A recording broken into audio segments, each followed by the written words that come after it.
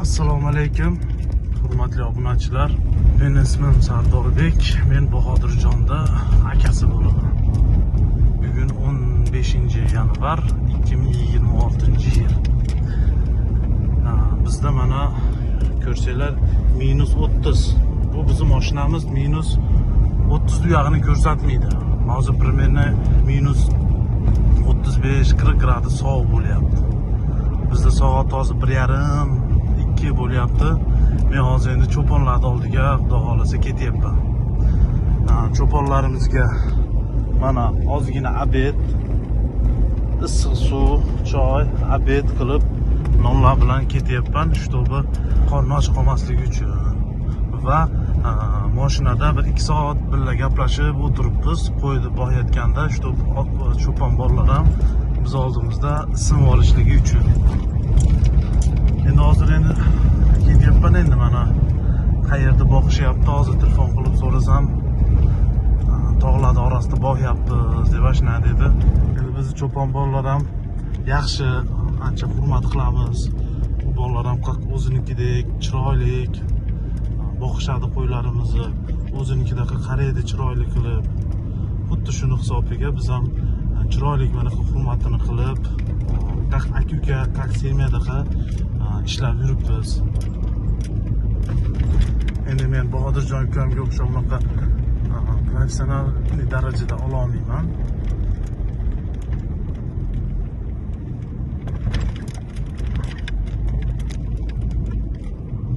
Qo'ldan kelgancha sizlarga video qilishlikka harakat qilaman. Ukam ham bilmaydi hozir. Bu videoga olib ukamga tashashligim. Olib tashlayman ukamga. Agar ukamga yoqsa, keyin ma'noli gaplar bo'lsa, odamlarga kerakli informatsiyalar bo'lsa, kerakli ma'lumotlar bo'lsa, keyin ukam internetga qo'yadi, bo'lmasam qo'ymaydi. Mana hurmatli obunachilar, manzarani ko'ryapsizlar. Mana mashinamiz zo'rg'alabdan ketyapti. Cho'pon bolalarida ketyapman hozir. Men 1-3 kilometrcha ichkariga kirdim, mana shu yomon yo'lga yurdim. Har bir obuna va layk menga yangi video qilish uchun turtki. Agar videoni yoqtirgan bo'lsangiz obuna bo'lib qo'ying. Izoh qoldiring, sizning fikringiz juda muhim. Hozir xudo xolasa obed qilishib, bir qatorda tinishib qo'ysa, keyin men obratno fermaga qaytaman. Fermaga qaytib, qo'chqorlarimizga suv beraman, uyga pechkaga o't yoqaman. Cho'pon bolalarimiz kelguncha ularni issiq qilib turaman. Bir-birimizga shunaqa sovuqlarda yordam berishimiz kerak. Shuning uchun men ham ancha ishlarimni tashlab, shularga hamroh bo'lib, shularga qo'ldan kelgancha yordam berishlikka harakat qilyapman. Mana qo'ylarimiz, cho'pon bolalar bittasi keldi. Uni ota mashinada choy ichayapti. Videoga tushasizmi, ozgina gapirasizmi desam, "Yo'q uka" deb videodan xijolat bo'lishyapti-chi. Mana qo'ylar sekin o'tlanib yurishibdi. Hozir mana ikkinchi Fazliddin degan ukam kelsa, ikkinchi cho'ponimiz. Uni oqatda ko'rayotgan bo'lsanglar, narigi betga tushib ketib qolmasin deb turib qaytaryapti. Bu tomonga qaytarib qo'ygandan keyin kelib u ham mashinada isinib, choyini ichib, qonini to'g'azib, xudo xolasa keyin ishni qilishadi. Xo'sh, mana bu kichigida parodasi Border Collie. 4 oylikmi, 5 oylik bo'lib qoldi shunga. Hozir bitta akamiz bor, itga yaxshi tushunar ekan. Bu akamiz bizga o'rgatyapti. Hozir bizda shu cho'pon it почти 25% ishni shu odam o'zi, shu it o'zi qilyapti. 4 oylik, 5 oylik kuchuk bo'ldi.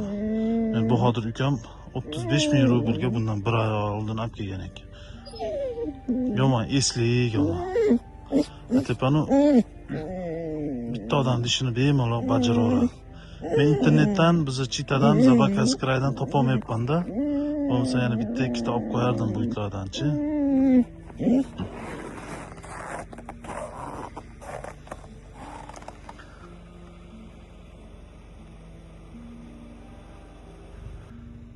Allohga tavakkul qilib yana ham tepaga chiqdim. Bu pastda turuvdim boya, yana ham tepaga chiqdim. Manzarani qaraylik. Hozir tog'da eng cho'qqisidamiz. Mana qo'ylarimizni qaraylar, mana yurishini. Hozir -25 atrofida bo'ldi. Mana sizlarga hozir razmerni ko'rsataman. Qaranglar. Примерно bunday qilsam qo'lim ko'rinadimi? Qo'lim 20 bo'lsa, qor 25 cm ekan. Примерно 25 cmga mana tepalikka ko'tarilib chiqdik. Allohga tavakkul qilib.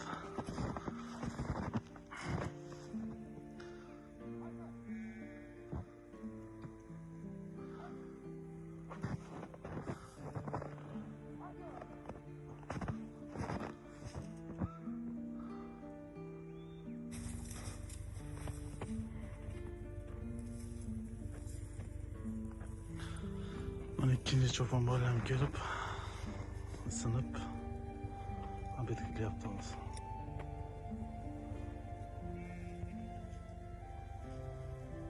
Endi menda mikrofon ham yo'q-da, hurmatli obunachilar.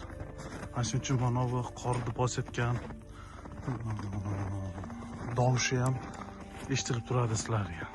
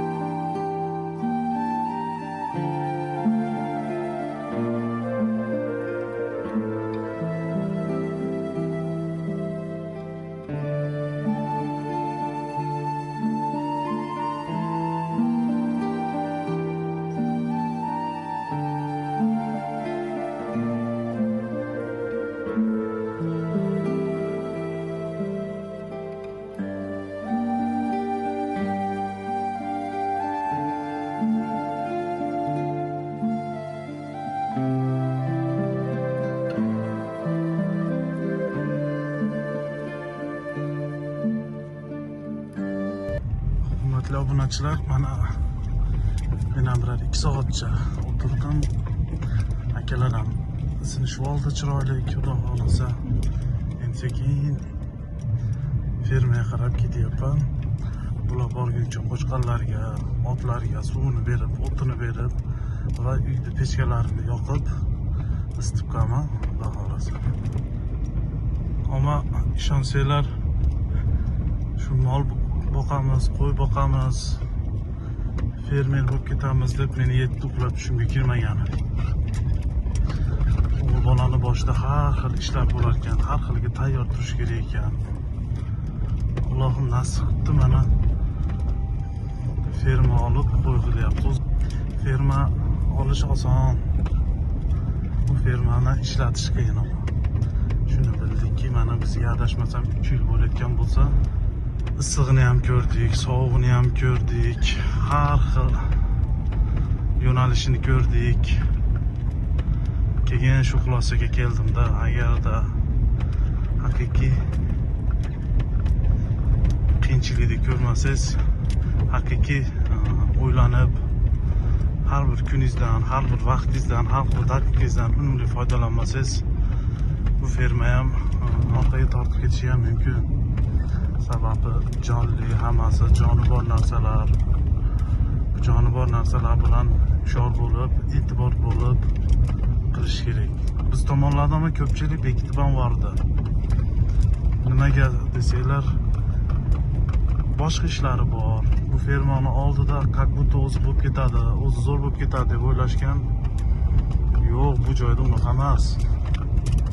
Bu joyda har bir kuningizga, har bir vaqtingizga o'ylanib ish qilmasangiz, qo'ylarni ham qiynaysiz va qiyomatda javob berishingiz bor. Va o'zingiz ham qiynalasiz. Shuni hisobiga, demak bu ishni qildik. Bizga minus olib kelibdi fermaga. Ya'ni yili